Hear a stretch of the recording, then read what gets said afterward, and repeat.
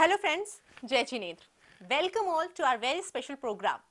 आज हमारे साथ स्टूडियो में है doctor and professor Meenu Walia, doctor medical oncology, Max super speciality hospital Vaishali, Patparganj and Noida. तो चलिए let's welcome her. So ma'am, very warm welcome to you. तो चलिए आगे बढ़ने से पहले यहाँ मैं आपको डॉक्टर वालिया के बारे में कुछ ब्रीफ इंट्रोडक्शन देना चाहूंगी। So doctor Meenu Walia, the first DNB medical oncologist of India, former director medical oncology at Dharmshila Cancer Hospital and Research Center, and current director medical oncology at Max Super Speciality Hospital, Vaishali, Parparganj, Noida. Dr. Walia, in her 26 or 27 years of practice, have won several awards and published research articles in eminent national and international journals.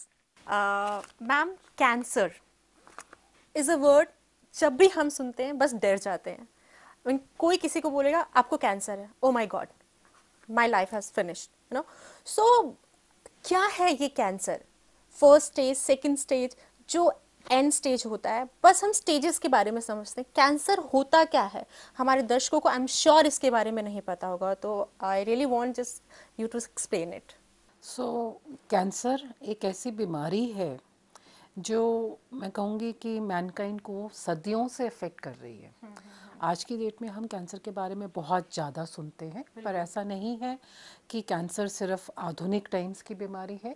Cancer सालों साल से रही है, पर yes, आज की date पे cancer बहुत ज़्यादा बढ़ता जा रहा है। कैंसर क्या होता है? कैंसर बेसिकली एक ग्रुप ऑफ डिजीज़ेस होता है, या बीमारी का नाम लें कि ऐसे बीमारी होती है जिसमें जो सेल्स हैं, जो हमारी बॉडी के सेल्स हैं, वो नेचर के, कुदरत के कंट्रोल से बाहर हो जाते हैं। फॉर एग्जांपल, जैसे कोई भी जीव है, कोई भी जीवन जिसमें भी है, वहाँ पे एक हर लेवल पे एक नेचर का कंट्रोल रहता है। कंट्रोल जैसे कि एक सेल बनेगा, पैदा होएगा, अपने मैक्सिमम साइज तक ग्रो करेगा, और उसके बाद उसकी डेथ होना या उसका मृत्यु होना संभावित है। ठीक है। सो ये एक कोई भी हम कहें कि एक बच्चा पैदा होता है, अपना ग्रो करता है, एक एज तक पहुंचता है, और उसके बाद फिर एज हो जाती है और मृत्यु हो जाती है। तो यही फिनोमेना नेचर एक छोटे से छोटे लेवल पे, एक लिविंग सेल के लेवल पे भी होता है। ऐसे ही बॉडी में जितने भी सेल्स होते हैं, उस लेवल पे भी यही फिनोमेना होता है। बीच में क्या होता है कि कई कारणों की वजह से हम जानते हैं कि कुछ ऐसे सेल्स होते हैं बॉडी के जो नेचर के, इस प्रकृति के कंट्रोल के बाहर हो जाते हैं। यानी कि वो सेल्स बनते तो हैं, मल्टीप्लाई तो होते हैं, पर वो एक तरह से अमर हो जाते हैं या नेचर के कंट्रोल के बाहर हो जाते हैं, उनकी सेल डेथ नहीं होती है। सो यही जो सेल्स बॉडी में जब कंट्रोल के बाहर हो जाते हैं और एक अबनॉर्मल तरीके से कहीं ग्रो करने लग जाते हैं, तो हम उसे कहते हैं ये ट्यूमर है या मास बन गया है। और ये ट्यूमर के सेल्स जब आगे और मेलिग्नेंट होते हैं, तो वो बॉडी के दूसरे भागों में भी फैलने लग जाते हैं, और बॉडी के नॉर्मल सेल्स की कॉस्ट पर उनको ग्रो नहीं करने देते, उनको नॉर्मल काम नहीं करने देते। तो ये कैंसर, इस तरह से ये बीमारी है। तो अगर ये कैंसर के सेल्स, हम कहते हैं ब्रेस्ट से स्टार्ट होते हैं तो उसे ब्रेस्ट कैंसर कहा जाता है। यही सेल्स अगर फेफड़ों से स्टार्ट होते हैं तो उसे लंग कैंसर कहा जाता है। तो बॉडी में जितने भी शरीर के भाग हैं, उतने ही डिफरेंट टाइप्स के कैंसर कहा जा सकता है। ओके, यानी हम ये कह सकते हैं कि जिस भी बॉडी के पार्ट पे ये इफेक्ट करता है, ये छोटा सा जो सेल है हमारी बॉडी के अंदर, वो इससे इफेक्टेड होता है, तो वो धीरे धीरे पनपता है and it's form into a cancer, right. And हमारे सेल्स जब इन्फेक्टेड स्टार्ट आउट होते हैं तो गांठ बनता है। कई लोग कहते हैं कि हमें गांठ हो रहा है, चेक करा लेते हैं कहीं कुछ ट्यूमर तो नहीं है या कैंसर तो नहीं है। तो वो हमें इनिशियल टाइम पे ही पता लग जाता है या हमें बाद में जाके पता लगता है? क्योंकि कई बार ऐसा होता है, डॉक्टर्स कह देते हैं ये गांठ है, नॉर्मल सा, अभी देखते हैं, आगे प्रोसेस में करते हैं। तो उस स्टेट में हमें क्या करना चाहिए? एक तो सबसे बड़ी जानने की बात है कि यस, ज़्यादातर कैंसर्स गांठ के रूप से शुरू होते हैं, पर ज़रूरी नहीं है कि वो हमेशा गांठ के फॉर्म में ही होए। जैसे बट अगर हम गांठ की बात करते हैं तो यस, जैसे ब्रेस्ट कैंसर हो गया या कोई और कुछ टाइप के कैंसर्स होते हैं जो इनिशियली एक गांठ के रूप से शुरू होते हैं ज़्यादातर। पर ज़रूरी नहीं है कि हर गांठ कैंसर होए और हर बार कैंसर गांठ से ही आए, है ना। जैसे ब्रेस्ट कैंसर में कहीं पर बहुत सारी लेडीज़ में गांठें होंगी, पर ज़रूरी नहीं है कि हर गांठ कैंसर हो सकता है कुछ हार्मोनल चेंजेस की वजह से बिनाइन गांठें भी होती हैं। ब्रेस्ट में कुछ डिजीज़ होते हैं जिसे हम कहते हैं फाइब्रोएडिनोमा या फाइब्रोसिस्टिक ब्रेस्ट डिजीज़, या फिर जैसे दूध की गांठ कहा जाता है, गैलेक्टोसील वगैरह। सो गांठें हो सकती हैं, पर बहुत सारी गांठें इनमें से बिनाइन भी होंगी। बट इनमें से क्योंकि एक आम आदमी के लिए जानना बड़ा मुश्किल है कि ये बिनाइन गांठ है, मतलब ये कैंसर की गांठ है कि नहीं, इसीलिए कहा जाता है कि अगर आपको कहीं पे भी शरीर में कोई भी गांठ महसूस हो रही है तो आपको एक बार डॉक्टर के पास जरूर चले जाना चाहिए, क्योंकि आप नहीं बता पाएंगे कि ये गांठ नॉर्मल है या बिनाइन गांठ है। Somewhere I have read one article. There was written that कि एक वुमेन की, एक लेडी की ब्रेस्ट को रिमूव करना पड़ गया था. What is that? कैंसर में कई तरह के कैंसर्स होते हैं। कुछ कैंसर्स में हमें ब्रेस्ट को रिमूव करना पड़ जाता है। अगर ब्रेस्ट कैंसर का, ब्रेस्ट की ट्यूमर का साइज बढ़ जाता है तो इन केसेस में एमआरएम मतलब मॉडिफाइड रेडिकल मेस्टेक्टमी जिसे हम कहते हैं, सर्जरी का नाम है, तो वो सर्जरी करनी पड़ जाती है जिसमें कंप्लीट ब्रेस्ट को रिमूवल करना पड़ जाता है। इसीलिए again I will go back to the initial form कि बहुत ज़रूरी है कि हम कैंसर को इनिशियल स्टेजेस में, शुरुआत की स्टेज में डायग्नोस कर पाएँ, क्योंकि अगर इस गांठ का साइज कम है, जब ये ब्रेस्ट कैंसर का साइज कम है तो ज़रूरी नहीं है कि हर केस में हमें ब्रेस्ट पूरा रिमूव करना पड़े।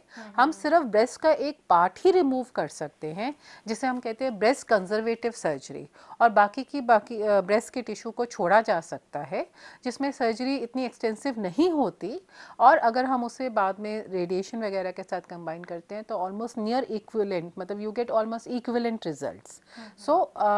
हर ब्रेस्ट कैंसर में ब्रेस्ट पूरी रिमूव हो ये ज़रूरी नहीं है, बट येस अगर आपका ब्रेस्ट कैंसर के डायग्नोसिस, आपका ब्रेस्ट कैंसर एडवांस हो जाएगा तो हो सकता है कि आपकी पूरी ब्रेस्ट रिमूव करने की ज़रूरत पड़ जाए। जी, definitely it's a very important topic I must say, because this is a time we need to know कि what is it. हमें वो शर्माना एंड इसके बारे में बात ना करना, ये सब चीज़ों को पीछे छोड़ना, और हम बहुत पीछे छोड़ भी चुके हैं, because this is your life, this is your health, तो we should know about all these things.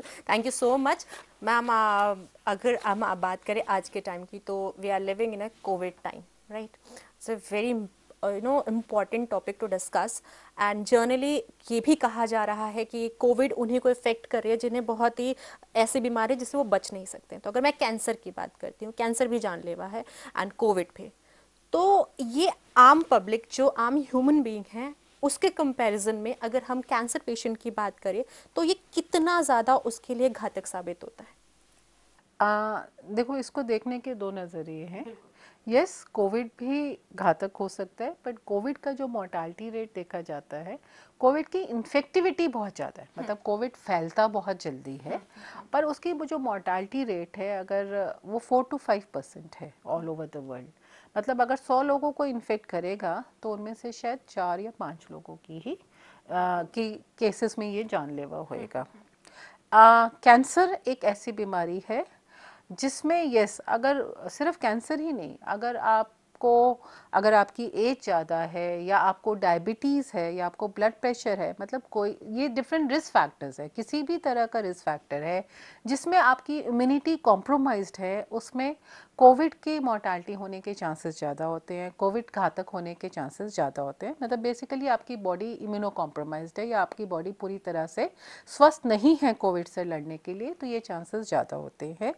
Cancer भी एक ऐसी बीमारी है जिसमें आपकी इम्यूनिटी कॉम्प्रोमाइज़ हो सकती है, स्पेशली जब आपका एक्टिव ट्रीटमेंट चल रहा है।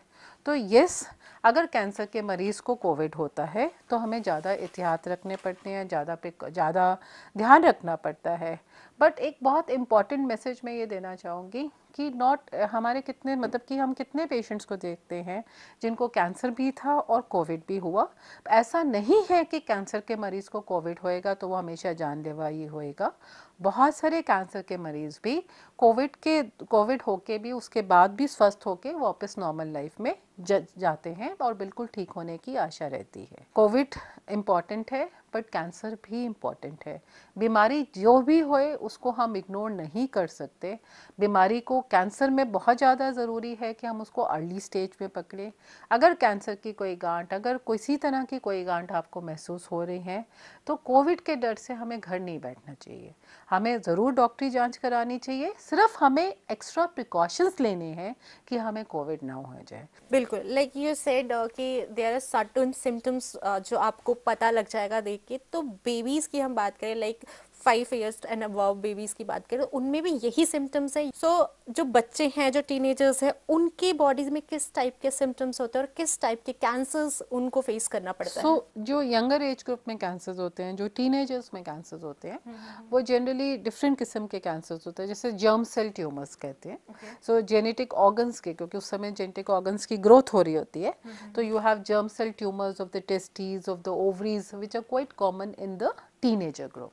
सिमिलरली कुछ बोन ट्यूमर्स होते हैं जो ग्रोइंग बोन्स में होते हैं, सो वो भी आपको टीनेजर्स में ज़्यादा मिलते हैं। तो दे आर सर्टन पर्टिकुलर, मतलब कुछ कैंसर्स होते हैं जो आपको एल्डरली में ज़्यादा मिलेंगे, कुछ कैंसर्स होते हैं जो आपको टीनेजर्स में, बच्चों में ज़्यादा मिलते हैं। तो they are certain particular cancers जो उस पर्टिकुलर एज ग्रुप में ज़्यादा मिलता है।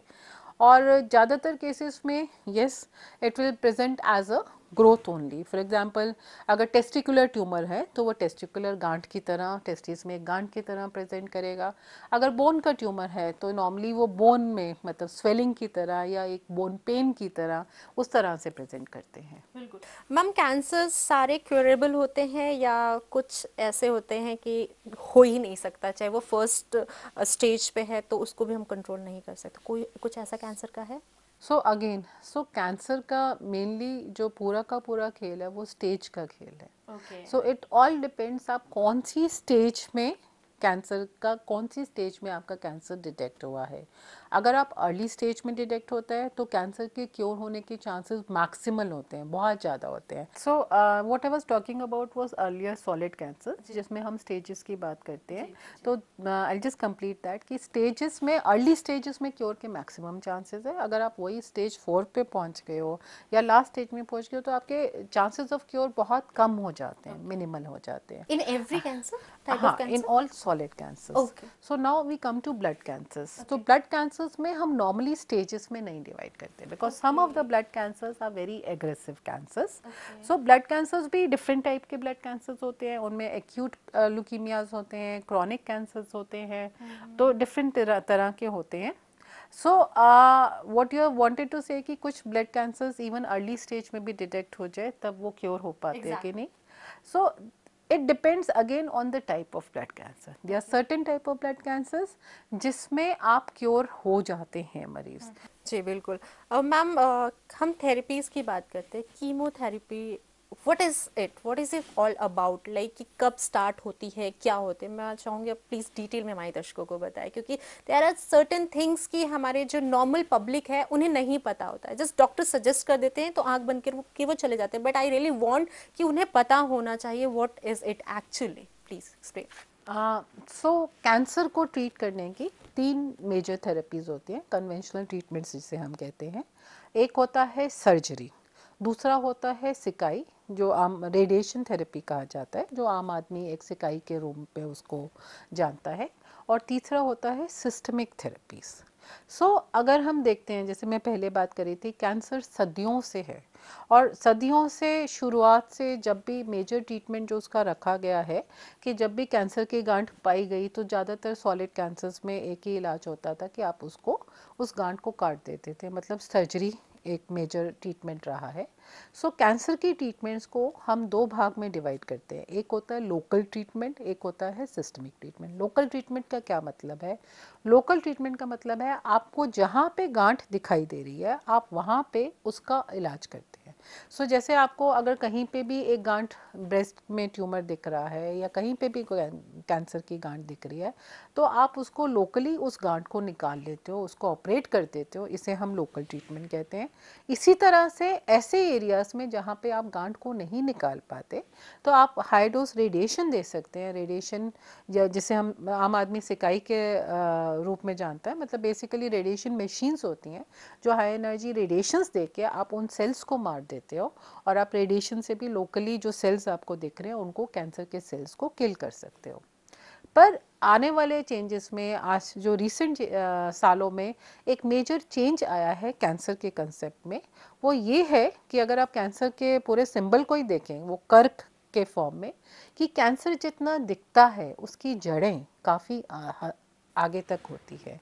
यानी कि कैंसर इज़ अ, एक टर्म कहते हैं हम, cancer is a systemic disease to begin with, कि काफ़ी शुरुआत में ही जब कैंसर के सेल्स हमारे बॉडी में बनने शुरू होते हैं तो वो माइक्रोमेटास्टेसिस, मतलब यानी कि छोटे छोटे सेल्स प्रोड्यूस करके हमारी बॉडी के डिफरेंट पार्ट्स में डाल देता है। मतलब जो ब्लड स्ट्रीम के सहारे घूम के बाकी पार्ट्स में जाके बैठ जाते हैं और वो डोर्मेंट रहते हैं, कुछ सालों बाद फिर से वो बनने शुरू होते हैं। इसी वजह से हम देखेंगे कि काफ़ी ज़्यादा अब नया इंटरेस्ट आ गया है सिस्टमिक थेरेपीज़ में। सिस्टमिक थेरेपीज़ क्या होती है? मतलब जो ब्लड स्ट्रीम के थ्रू दी जाती हैं या फिर ओरल खाने के थ्रू दी जाती हैं, और वो थेरेपीज़ आपके शरीर में जहाँ जहाँ ब्लड जाता है, जहाँ जहाँ सिस्टम में, मतलब सारे पार्ट्स में जाते हैं, और कैंसर्स के इन कीटाणुओं को भी जो शरीर के बाकी भाग में है उनको भी टैकल करती है, उनको भी डील करती हैं। तो इन्हें हम सिस्टमिक थेरेपीज़ कहते हैं। इसी में सिस्टमिक थेरेपीज़ में आती हैं कीमोथेरेपी, और वी से टारगेटेड थेरेपी, और इवन आज की डेट में इम्यूनो ऑन्कोलॉजी या इम्यूनोथेरेपीज़ आती हैं।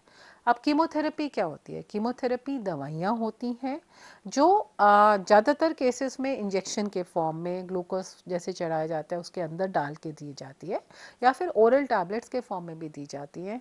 तो ये मेडिसिन्स होती हैं जो कैंसर के सेल्स को, जैसे हम डायबिटीज़ की मेडिसिन को एंटी डायबिटिक मेडिसिन कहते हैं, ब्लड प्रेशर की मेडिसिन को एंटी हाइपरटेंसिव ट्रीटमेंट कहते हैं, इसी तरह से जो कैंसर के सेल्स को किल करती है उन दवाइयों को कीमोथेरेपी कहा जाता है। कैंसर की ट्रीटमेंट में जो मेजर रेडिकल चेंज आया है वो इसी कंसेप्ट पे चेंज आया है कि कैंसर को सिर्फ लोकल थेरेपीज़ के अलावा कैंसर को सिस्टमिक थेरेपी से भी हमें अटैक करना चाहिए, ताकि हम कैंसर को पूरी तरह से जड़ से निकाल पाएँ। सो एक तरह की थेरेपीज़ होती हैं कीमोथेरेपी, ये दवाइयाँ होती हैं जो कैंसर के सेल्स को किल करती हैं। इसके अलावा आज की डेट में मॉलिक्यूलर साइंस इतनी ज़्यादा एडवांस हो गई है कि even at the genetic level कि कैंसर सेल्स पे कौन से अबनॉर्मल टारगेट्स हैं, कौन से अबनॉर्मल रिसेप्टर्स हैं, उनके अगेंस्ट दवाइयाँ डेवलप होती हैं, मोनोक्लोनल एंटीबॉडीज़ डेवलप होती है, वो जाके उस टारगेट को जाके सिर्फ अटैक करती है और उसी टारगेटेड सेल को मारती है। इन्हें हम टारगेटेड थेरेपीज़ कहते हैं।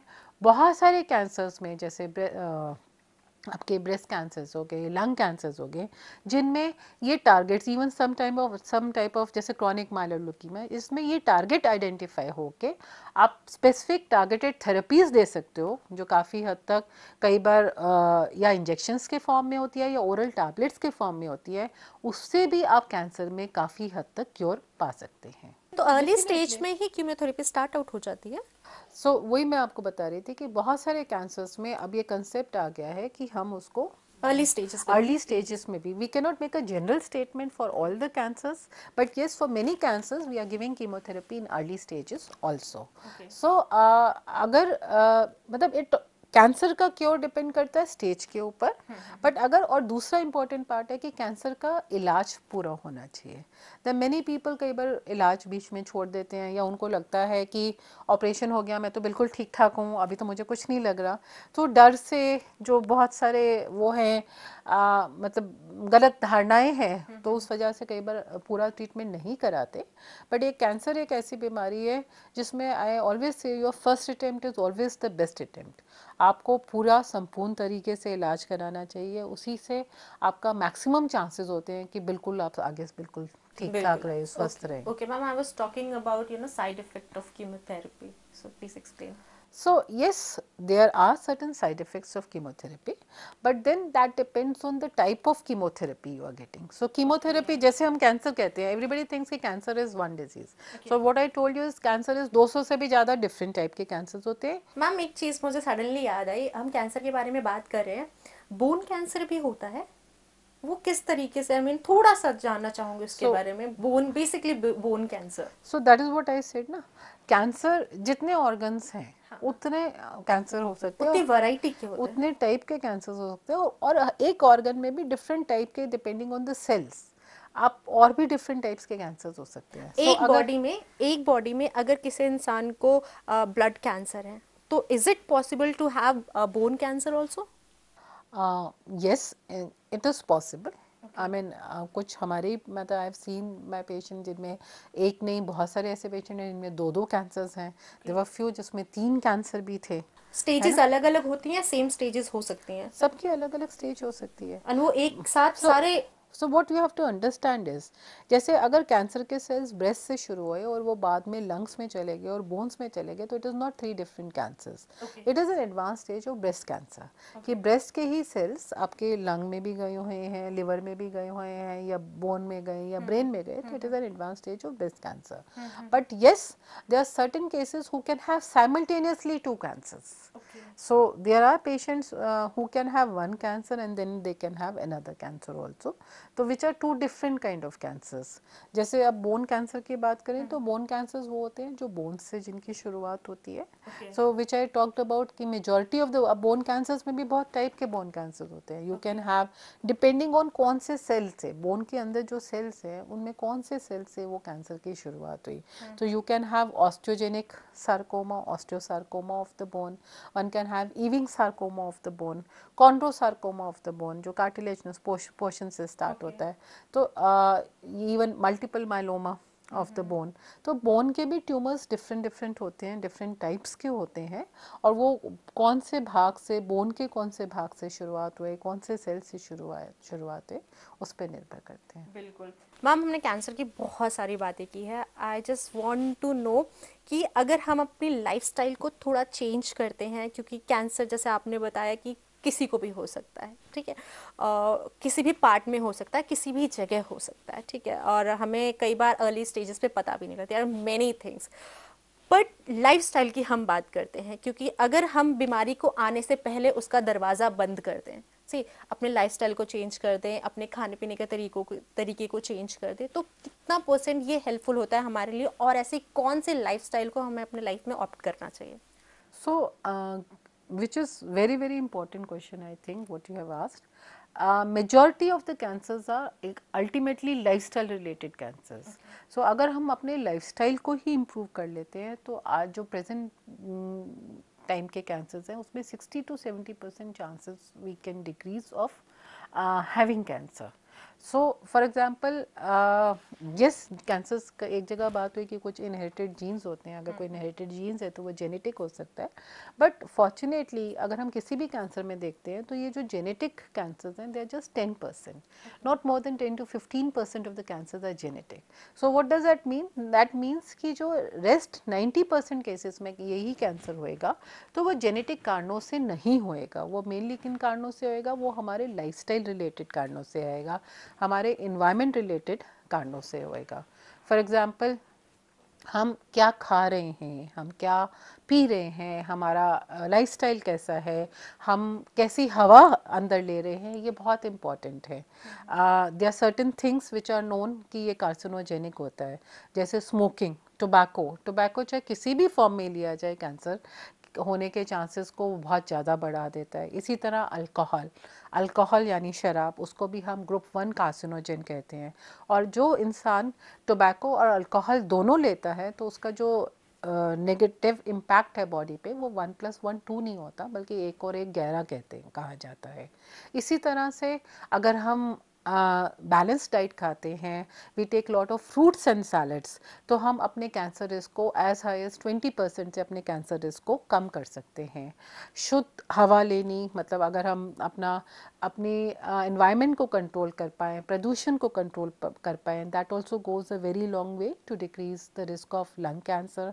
इसके अलावा एक physically active lifestyle, maintaining a balance weight, and plus good amount of physical activity. Exercise as little as just 30 minutes per day, सिर्फ आधा घंटा भी अगर आप रोज़ की सैर करते हैं तो आप अपने कैंसर के रिस्क को काफ़ी हद तक कम कर सकते हैं। कुछ ऐसे कैंसर्स हैं जिसमें वैक्सीनेशन अवेलेबल है, वैक्सीनेशन लगाने से, इन्फेक्शन से बचने से भी आप कैंसर के रिस्क को काफ़ी हद तक कम कर सकते हैं। Last but not the least, one should go for the screening test, जहाँ पे भी स्क्रीनिंग टेस्ट अवेलेबल है जिन कैंसर्स के लिए, ताकि आप कैंसर्स को, अगर भगवान ना करे कैंसर हो, तो आप उसको बिल्कुल शुरुआती स्टेज पे, स्टेज 0 में पकड़ पाए, ताकि आपके क्योर होने के चांसेस मैक्सिमल हो जाए। जैसे मैम ने स्टार्टिंग में कहा है कि अगर हम अच्छी लाइफस्टाइल लेके चलते हैं, उसे अडॉप्ट करते हैं अपनी लाइफ में, अपनी फैमिली के साथ, तो डेफिनेटली आप इससे कहीं हद तक दूर रह सकते हैं। मैम टाइम हो गया है, लेकिन जाने से पहले कुछ टिप्स अगर हमारे दर्शकों को आप देना चाहें कैंसर रिलेटेड, ही कैसे हम इससे दूर रह सकते हैं। लाइक यू सेड, लाइफस्टाइल बहुत इंपॉर्टेंट रोल प्ले करता है, इसके अलावा कुछ शॉर्ट में। सबसे ज़्यादा इम्पॉर्टेंट है कि कैंसर के कुछ रिस्क फैक्टर्स होते हैं, मतलब जो कैंसर होने का रिस्क आपका बढ़ाते हैं। इनमें कुछ रिस्क फैक्टर्स होते हैं जिसे हम कहते हैं हमारे हाथ में है, मॉडिफाइबल, कुछ होते हैं नॉन मॉडिफाइबल। जैसे अगर आपकी एज बढ़ रही है तो वो नॉन मॉडिफाइबल रिस्क फैक्टर है, या आपका कोई जेनेटिक रीज़न है तो वो नॉन मॉडिफाइबल रिस्क फैक्टर, जिनके बारे में हम कुछ नहीं कर सकते। पर मॉडिफाइबल रिस्क फैक्टर्स जो हमारे हाथ में है और हम उनको चेंज कर सकते हैं, हम अपना लाइफस्टाइल हमारा हमारे हाथ में है। अगर हम फिज़िकली एक्टिव रहते हैं, बैलेंस डाइट खाते हैं, सही खान पान रखते हैं और नियमित रूप से एक्सरसाइज वगैरह करते हैं और अपनी हेल्थ के लिए जागरूक रहते हैं, अपने हेल्थ का जैसे हमारे जो वैक्सीनेशन शॉट्स हैं, वैक्सीनेशन जिन कैंसर के लिए अवेलेबल है वो वैक्सीनेशन शॉट्स लगाते हैं, स्क्रीनिंग टेस्ट करते हैं, तो बहुत हद तक हम इस बीमारी को कंट्रोल में कर पाते हैं। बिल्कुल, thank you so much ma'am, आप यहाँ आए और हमारे दर्शकों, जो आम पब्लिक है जो इन चीज़ों को समझ नहीं सकती, उनके लिए आपने इतनी इजी तरीके से, इतनी इजीली आपने उन्हें समझाया ताकि वो आगे ध्यान रख सकें इन फ्यूचर में और कोई भी बीमारी को नज़रअंदाज ना करें, इवन वो छोटी सी गांठ क्यों ना। Thank you so much, thank you very much.